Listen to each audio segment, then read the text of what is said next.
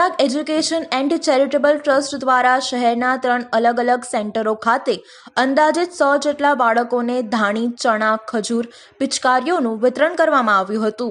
રંગોત્સવનો પર્વ બુરાઈ પર અચ્છાઈની જીતનો પર્વ એટલે હોળી ધૂળેટીનો પર્વ, જેને અબાલ, વૃદ્ધો સૌ કોઈ ઉંમરના લોકો ખૂબ જ ઉત્સાહ સાથે ઉજવણી કરતા હોય છે.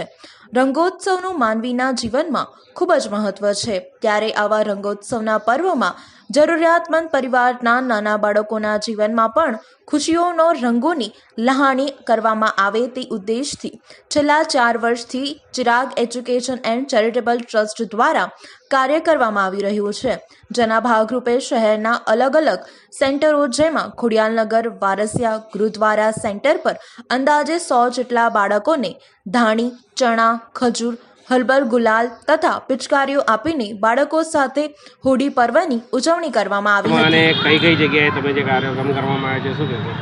આજે હું મારું જે ચિરાગ એજ્યુકેશન સેન્ટર ટ્રસ્ટ છે એમાં મેં આજે મારા એક સેન્ટર ગુરુદ્વારા સેન્ટર પર આજે મેં હોલી સેલિબ્રેશન કરાવ્યું છે. અને આજ રોજ મેં ખોડિયાલનગર પણ અને વારસિયા પર મેં આજે હોલી સેલિબ્રેશન જ કરાવ્યું છે. અને એ લોકોને મેં ધાણી, ખજૂર, પિચકારી અને કલરથી એ લોકોને આજે બધું વિતરણ કર્યું છે અને એ લોકો સાથે મેં આજે હોળી રમી છું. આ કેટલા વર્ષોથી કરો છો? હું આ મારું છેલ્લા 4 વર્ષથી ચાલી રહ્યું છે. કેટલા બાળકોને આજે આપવામાં? આજે મેં અહીંયા તો મારા 30 છોકરા અહીંયા છે અને આમ તો મારે ટોટલ 3 સેન્ટરના થઈને 100 છોકરાઓને મેં હોલિબ્રેશન કરાવ્યું છે અને બધાને આ જ વિતરણ કર્યું છે કે એમને ગુલાલ આપ્યો છે, ધાણી આપી છે, ખજૂર આપી છે અને પિચકારીથી એ લોકોને હોલી સેલિબ્રેશન મેં કરાવ્યું છે. શું નામ આપે? મારું પરમાબિંદુ છગનભાઈ.